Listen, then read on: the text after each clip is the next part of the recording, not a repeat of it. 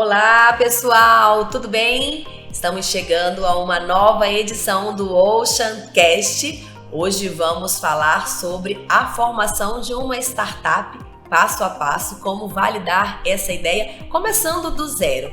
E para tratar deste assunto, estou aqui com a nossa convidada, Bruna Barbosa. Oi, Bruna, bem-vinda. Tudo bem com você? Tudo ótimo. Que bom! A Bruna hoje está nos dando a honra da presença dela em Manaus, onde a gente faz a gravação desse OceanCast aqui em um dos nossos estúdios. E eu quero apresentar a Bruna antes da gente começar esse bate-papo. A Bruna Barbosa é fundadora da Tudo Sobre Startups, uma startup que trabalha com educação empreendedora para todo o Brasil. Ao longo da nossa programação, a Bruna vai falar mais sobre esse trabalho. Quero dizer que ela é paraense, nascida na cidade de Belém, e desde o ano de 2015, a Bruna foca aí toda a sua atividade profissional a educação empreendedora. No ano de 2021, a Bruna mudou-se para a cidade de São Paulo para fazer acontecer esse trabalho, que é o trabalho desempenhado pela Tudo Sobre Startups. Vou começar dando as boas-vindas para a Bruna e pedindo que ela fale um pouquinho sobre a Tudo Sobre Startups, antes da gente entrar propriamente dito nesse assunto de como formar uma startup, como construir uma startup um passo a passo. Bem-vinda, Bruna, novamente ao nosso OceanCast. Bom ter você aqui. Eu sou muito grata de estar aqui, é uma delícia sempre para gravar com vocês, coisa maravilhosa.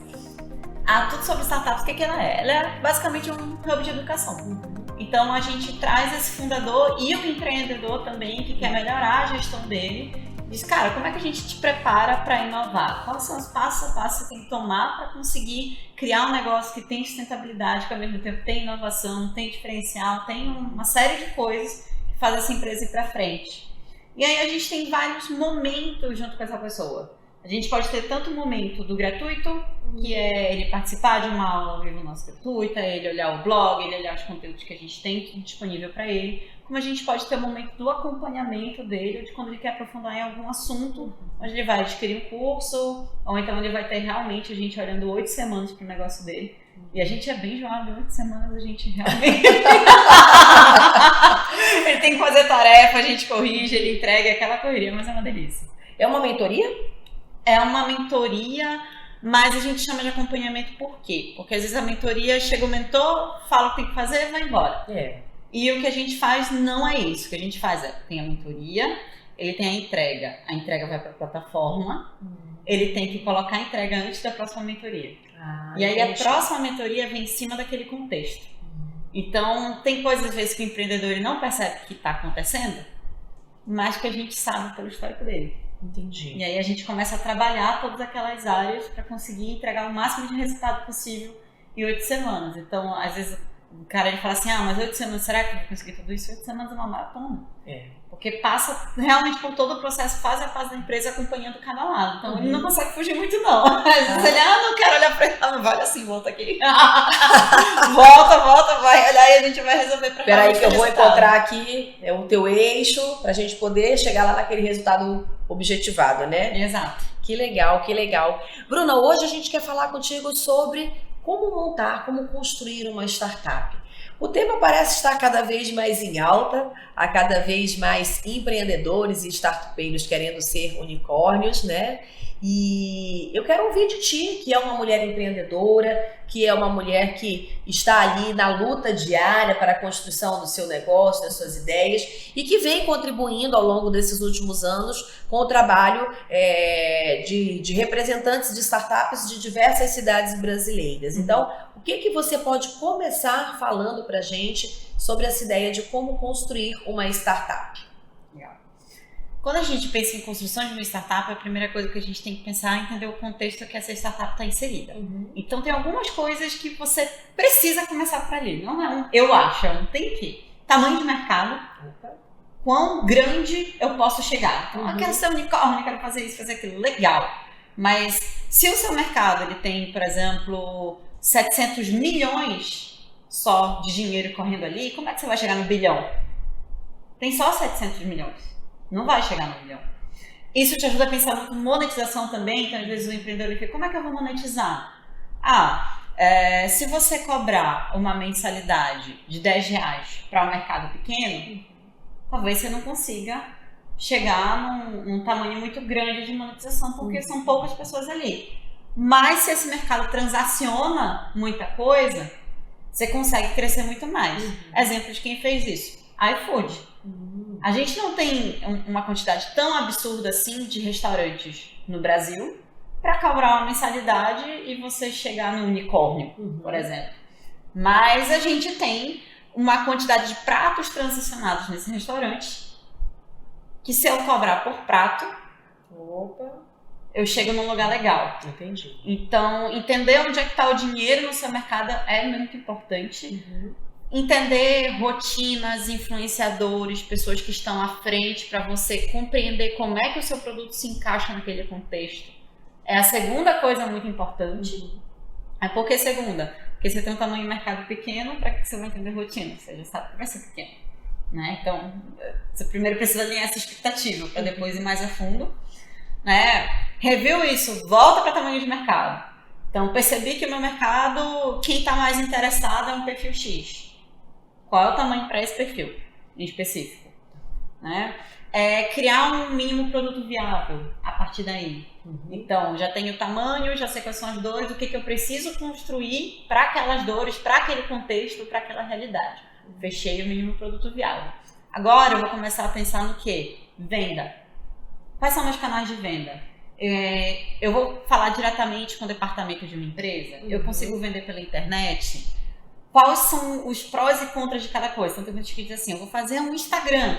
Mas às vezes o Instagram, a pessoa vai começar a consumir teu conteúdo. Ela não vai ver todos os conteúdos que você posta. O processo de vendas é mais lento. O processo de vendas é um processo de quantidade. Não é um processo de conversão rápida. Sim. Então ele faz um negócio e depois ele espera que um mês ele tenha muito resultado e ele não tem tanto.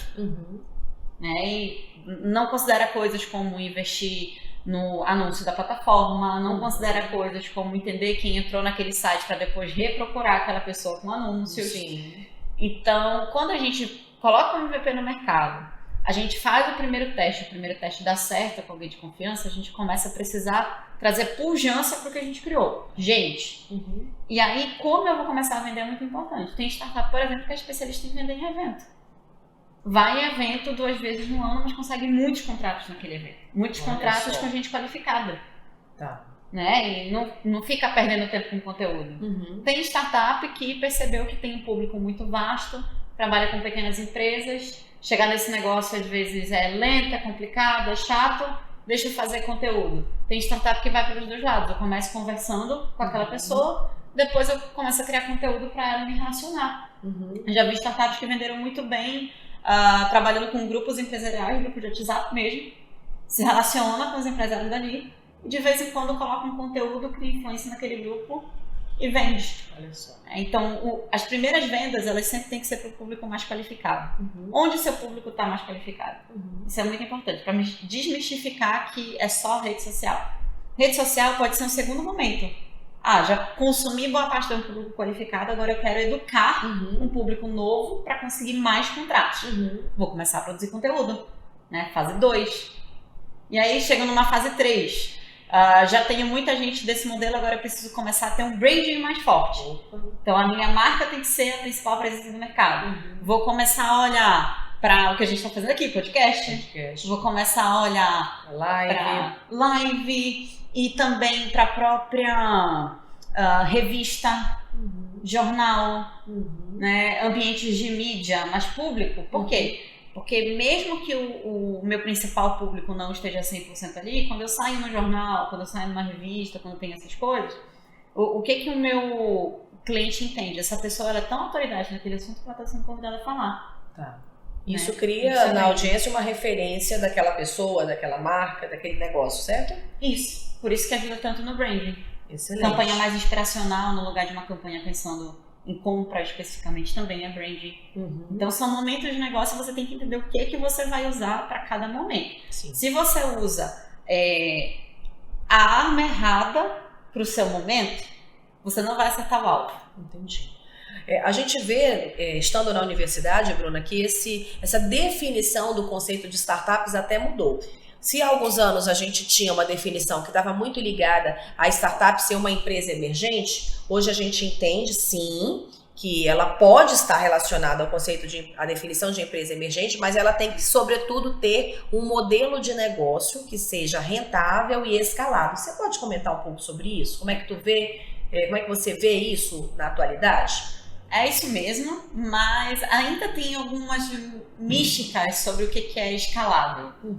Né? Por exemplo, por muito tempo a gente considerou escalável um modelo 100% de negócios digitais.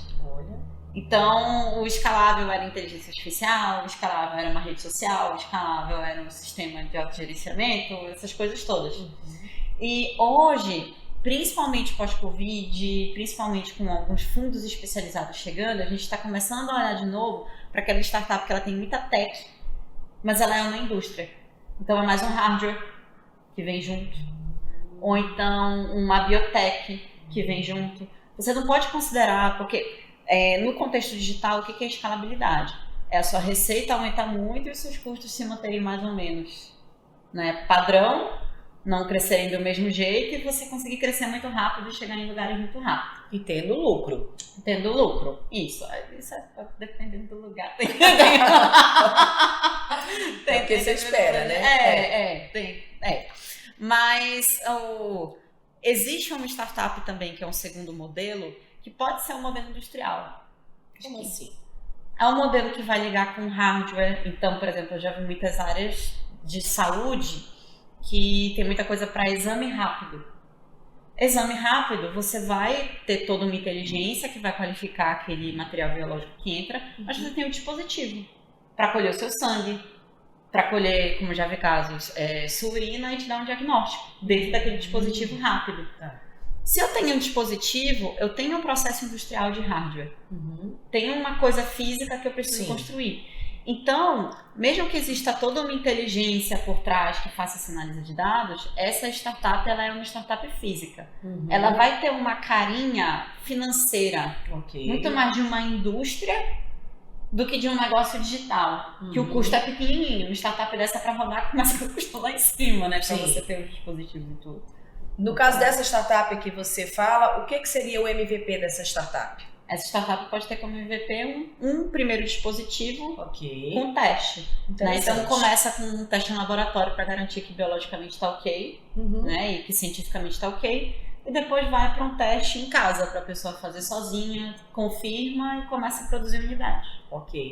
Bruna, nós falamos aqui de um ambiente acadêmico, né, universitário, então eu quero puxar um pouco a brasa para esse público, né, que está dentro das universidades, que está sendo mais estimulado a entender sobre empreendedorismo, inovação, tecnologia, que está tendo mais oferta de capacitação tecnológica, a exemplo inclusive do Tudo Sobre Startups, né, claro, com possibilidades aí de aprendizado aprendizados variados. Mas o que eu queria te perguntar é o seguinte, assim, você entende que universitários, jovens, então, que estão tendo uma ideia, que estão querendo entender, ou já até entenderam o que é ser uma startup, como é que você... o que você pode falar assim, para essas pessoas que estão querendo empreender, que estão querendo inovar, estão ali naquela raiz mesmo, para onde eu vou agora? Eu consegui identificar um problema, puxa vida, eu tenho uma solução para esse problema. O que a pessoa precisa fazer a partir desse ponto? Primeira coisa, entender na sua universidade onde é que estão falando de empreendedorismo.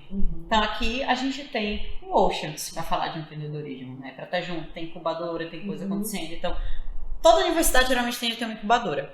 Procura a sua. Né? Ou um parque tecnológico, procura o seu.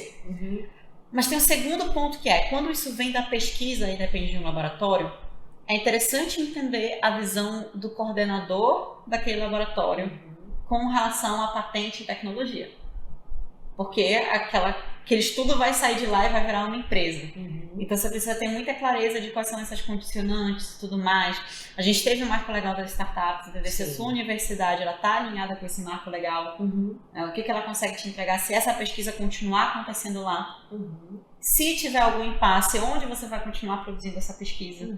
Então, quando a gente tem negócios de base científica, esse é um negócio, mesmo que tenha a ideia de algum lugar, ele é construído de muitas mãos.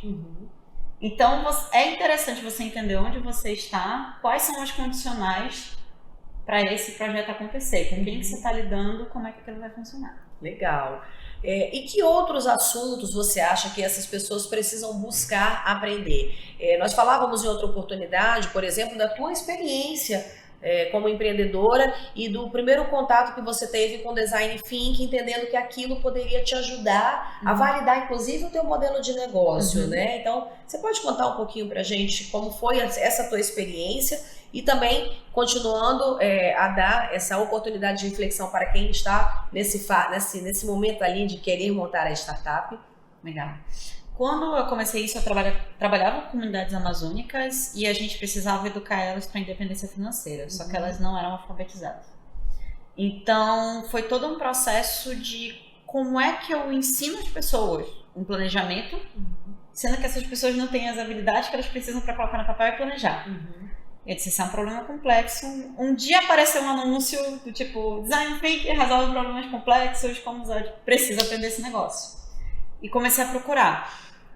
Isso me ajudou muito a entender como é que eu ia estruturar aquela solução e a explorar melhor o que estava acontecendo ali. Sim. E quais eram as oportunidades que eu tinha para implementar uma mudança. O que você pode buscar empreendendo? Primeiro, o que é validação? Sair um pouco dessa validação de papel e entrar na validação mundo real. Por quê? Porque tem muita gente que faz validação assim, preenche um campo de modelo de negócio, preenche uma persona. Isso é importante, isso é documentação. Mas essa documentação, ela vem de algo que aconteceu no mundo real. Sim. E às vezes essa startup ainda não teve a experiência no mundo real para documentar. É verdade. Então a documentação acaba virando mais uma prisão ao sonho, porque agora eu tenho aquilo no papel e é meu precioso e vai ser desse jeito, do que necessariamente explorar e entender quais são as possibilidades que você tem. Para mim, esse processo de documentação ele acontece depois que você entende o resultado que você recebeu, e não antes. Antes, você acaba fazendo aquele fundador que ainda não tem maturidade para fazer escolhas, se prender muito mais no sonho do que escolher de forma consciente. Outro ponto relevante que você tem quando está nesse processo de tirar a ideia do papel e está nesse processo de ter conhecimento é você entender, beleza, comecei a pegar os primeiros insumos do mundo, né? Fiz o meu tamanho de mercado, conversei com as pessoas, entendi um pouco mais de design thinking, pelo menos o básico para começar uma exploração. Deixa eu começar a entender modelos de negócio. Porque quando a gente faz lá o Canvas modelo de negócio, se você não sabe o que é, pesquisa. É verdade. A gente vê muito tipo post-itzinhos. Sim. Né? Só que esses post-its na empresa eles significam algo. Então, tudo que você colocar em atividade vai ser um custo. Sim. Tudo que você colocar de relacionamento vai ser um processo para você criar esse relacionamento. Isso. Então, tem muito de você colocar aquilo ali e você entender tudo que eu vou precisar para fazer isso aqui vai me dar quanto de trabalho, quanto de dinheiro. Porque às vezes a pessoa ela coloca e depois vai dizer assim, agora eu preciso de grana para rodar, de quanto? Não sei. Fazer o que? Não sei. Então, quando você tem essa clareza do que realmente cada um daqueles post-its significam, você sabe quanto que você vai precisar, Sim. Você sabe se aquilo é realista ou não. Quanto tempo você vai necessitar para fazer aquela execução. Exato. E se você vai se vai ser necessário deixar ainda mais simples. Então, esse é o momento que o fundador ele olha e diz assim, dá para fazer. Ou então, opa, acho que para minha realidade eu tô sonhando demais. Eu preciso fazer algo um pouquinho mais simples para poder chegar nesse segundo passo. Sim. Né? Isso é muito, muito comum. A gente vê, poxa, eu criei um negócio aqui, mas eu acho que esse é o meu quinto passo. Eu tô no primeiro. Volta algumas coisas nas escadinhas e tá tudo bem. Porque às vezes, na ansiedade, na insegurança de empreender, a gente quer proteger essa insegurança fazendo uma coisa perfeita e grande. Porque eu ainda não sei como brigar com o mercado. Eu acho que eu brigo sendo grande, então eu vou criar algo grande. E na verdade, às vezes o que você precisa é criar algo pequeno e simples para um grupo específico. E esse vai ser o seu início. tá tudo bem, todo mundo tem um início. Você não vai morrer ali, né? É justamente para você poder crescer e prosperar. Acho que a pessoa até pode pensar grande, né? Mas não necessariamente começar grande. Até como você falou, né? Se eu tenho um dispêndio ali de gasto, esse gasto não é necessariamente financeiro, né? Tem um gasto de energia, de tempo, tudo isso precisa ser levado em consideração. Ok. E Bruna, vocês estão ali em contato direto, né, nesses últimos anos aí com startups de todo o Brasil. O que você também vê, vamos dizer assim, nessa caminhada com as startups que já avançaram mais um pouco, já trabalharam com vocês, já tiveram esse acompanhamento, que você pode trazer como contra-exemplo para quem está começando, já que a gente está falando de como construir uma startup passo a passo, né? Ou seja, olha só, eu já vi lá na frente pessoas passarem por esse problema, por essa situação, então não vai por esse caminho não, segue por aqui, porque essa roda reinventada, ela vai fazer diferença aí na tua caminhada empreendedora. Gastar muito dinheiro com uma software house, tipo, muito. Um dos maiores depoimentos que a gente tem é de uma empreendedora que ela gastou 70 mil, que foi a primeira parcela, para começar a criar o produto. Para começar a criar? Para começar a criar. 70 mil reais? Ela ainda não tinha validado nada. Nossa! E claro aí, que a software house, tudo bem, venha pra cá, né? Vamos, vai dar certo. Vai dar certo, e pode apostar, e esse dinheiro tá bom, enfim. E aí, quando ela foi começar a validar com a gente, ela viu que o produto dela não ia encaixar na necessidade do cliente, que precisavam de mudanças. E aí, quando ela foi fazer essas mudanças, as mudanças elas não estavam previstas no contrato. Dessa maneira. Porque já tinha um escopo completo, porque ela foi muito no sonho, naquele negócio completo. E aí aconteceu. Então, você tem que pensar sempre que o seu negócio ele é direcionado a alguém. E esse alguém não é só o técnico, tem mais uma série de coisas. Então, você precisa entender o contexto para depois produzir o negócio e o produto. Isso é muito importante. Esse é um erro comum. Outro erro comum é começar com equipe de amigos sem pensar que aquela é a melhor equipe para rodar. E aí acaba que no meio do caminho você descobre que você não tem todas as especialidades que você precisava, né? Você descobre que aquela pessoa não é nem que ela não quer participar, mas é porque ela se descobriu não útil ali. Mas ela já se envolveu com o negócio, já fez um monte de coisa, às vezes não quer sair. E aí começam a ter conflitos de interesse, que se você tivesse começado com um pouco mais de calma, esses conflitos teriam sido evitados. Não alinhar a expectativa entre sócios sobre até onde eu posso ir se eu tenho família, se eu tenho filho. Qual é o ponto que eu preciso para sair do meu trabalho hoje e me dedicar 100% à empresa? Quais são os condicionais da empresa? Porque o que acontece muitas vezes? A empresa recebe um investimento privado de fundo e o cara diz, agora eu quero que todos os sócios 100% no negócio. E aí, como o cara não vai receber o mesmo que ele recebia antes, ele fala, pera lá. Só que se esse sócio dá para trás, você não recebe o investimento. Então, precisa ter isso alinhado desde o início, porque essa expectativa de cada um e como cada um vai direcionar a sua vida, se você sabe que um dia isso vai acontecer, você tem tempo de conversar com o seu sócio e do seu sócio se preparar para isso. Tem muito negócio que não acontece, muita oportunidade que não é efetivada, não porque o cara não queria, não porque o cara não aceitou de maldade, mas porque ele não teve tempo de refletir o quanto que ele precisaria se organizar na vida quando esse momento chegasse. Então, essa preparação de sócios é extremamente importante. Uma das principais causas de morte, de acordo com o relatório da CB Insights, de startups no mundo, é sociedade. Então, esse alinhamento ele é tudo. Se você descobrir que você não tem um mercado bom, você muda para outro mercado. Se você descobrir que seu produto não está bom, você melhora o produto. Se você descobrir que você está vendendo errado, você melhora a sua venda. Se você descobrir que você teve o sócio errado, ele empaca a melhoria de todo o resto. Se você não conversou o resto com ele, se você não fez esse alinhamento de expectativa, ele empaca todo o resto do crescimento. Então, para mim, esse é o erro fatal.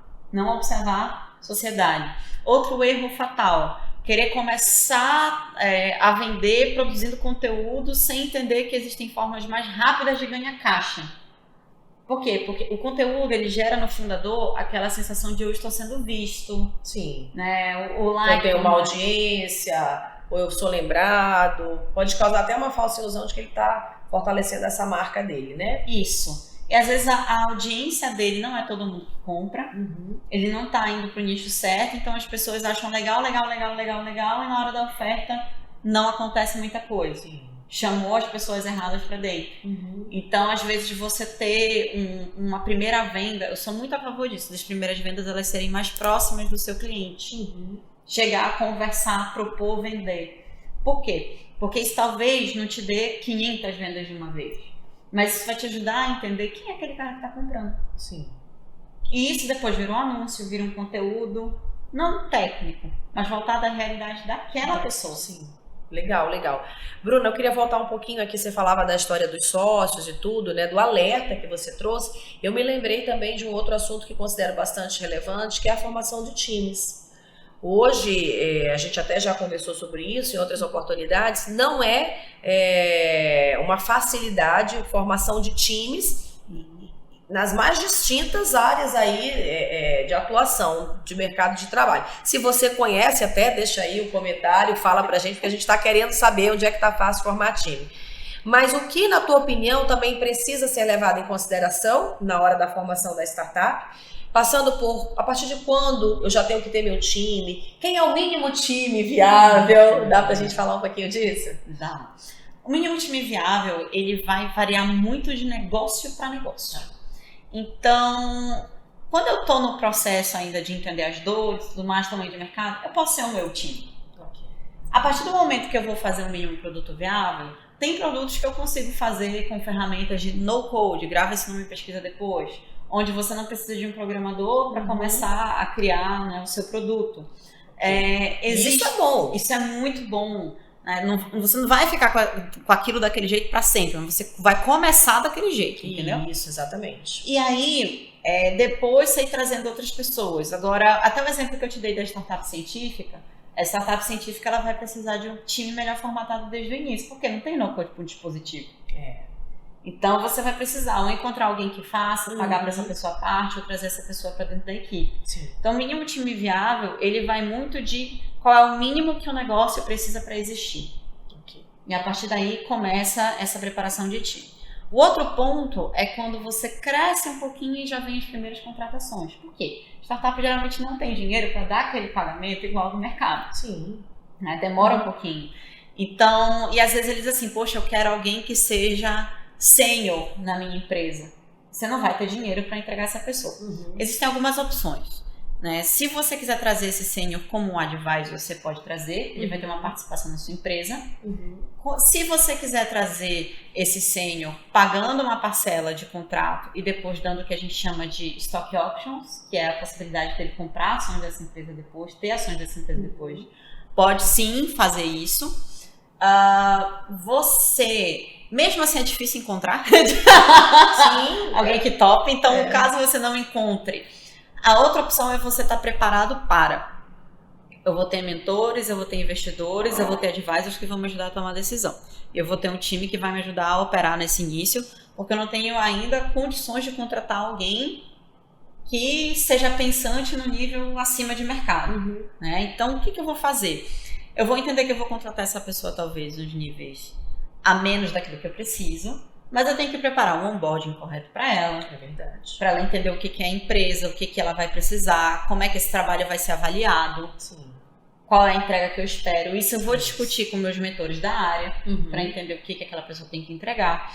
Eu vou ter que preparar e contratar treinamentos para essa pessoa conseguir vir junto comigo. Então, ela precisa ter o sentimento de fazer parte daquilo para que ela possa efetivamente contribuir e fazer as entregas certas. É nesse sentido? Também. É tanto um fazer parte quanto um... Se eu estou contratando... exemplo que acontece na TSS, para ilustrar. Agora a gente está contratando alguém que a gente quer preparar para ser estrategista de conteúdo. Ou seja, essa pessoa vai pensar nos nossos conteúdos de uma forma que eventualmente gere venda. Não é um conteúdo aleatório, não é um conteúdo para branding só, é um conteúdo intencional para venda. Exato. Só que No momento que a gente já tem estrategistas de lançamento dentro da TSS, que é a pessoa que vai pensar em todas as etapas do lançamento de um produto. Ok. A gente já tem o estrategista de tráfego, que é a pessoa que vai pensar em quanto que a gente vai gastar de anúncio, quais anúncios a gente vai fazer, como que a gente vai construir. A gente não tem ainda, nesse momento, estrategista de conteúdo.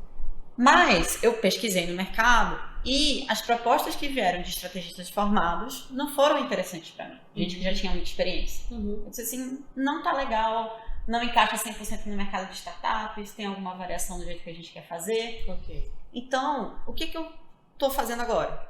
Eu tô contratando ou um estagiário, ou um PJ dessa possibilidade para quem não tá estudando na área, para poder entrar. Essa pessoa, ela vai começar desenvolvendo artes e desenvolvendo alguns e-mails pra gente. Ela não vai começar fazendo a estratégia de conteúdo. Mas eu coloquei para ela o trabalho também de fazer os relatórios dos resultados de cada mídia. E ela vai discutir junto com o resto do time o que que significa aquele relatório. Nisso ela vai entender o que funciona e o que não. Ela vai começar a entender as fases de lançamento, ela vai começar a entender qual é a métrica que precisa ser mais importante para cada fase. E aí, com o tempo, eu estou formando um estrategista de conteúdo. Mas agora, essa pessoa, se eu só delargar, não é delegar, é delargar. Se eu só disser, prepara os conteúdos aqui, pá! E aí no final do mês não vendeu, por que não vendeu? Tá errado? Eu não tô construindo o que eu preciso para minha empresa. Então, às vezes tem... nem tem faculdade dessa profissão aí, né? Para formar esse profissional. Não tem. É uma coisa que o cara aprende quando ele vai vivendo o mercado e tendo áreas. Então, E fazendo conexão com o que você falou, né? Com esse mundo das startups, enfim. Bruna, eu me lembrei de um outro assunto, eu queria também ouvir você sobre isso. Em que momento a startup precisa criar o CNPJ? Então teve a fase da ideação, da preparação, talvez ali contratou um serviço ou outro, formou ali o MTV, o mínimo time viável, e aí chega aquele momento, será que eu já tenho que ter o meu CNPJ? Eu já tenho que começar tudo isso já com o CNPJ? Você pode comentar também sobre isso? Depende também do negócio.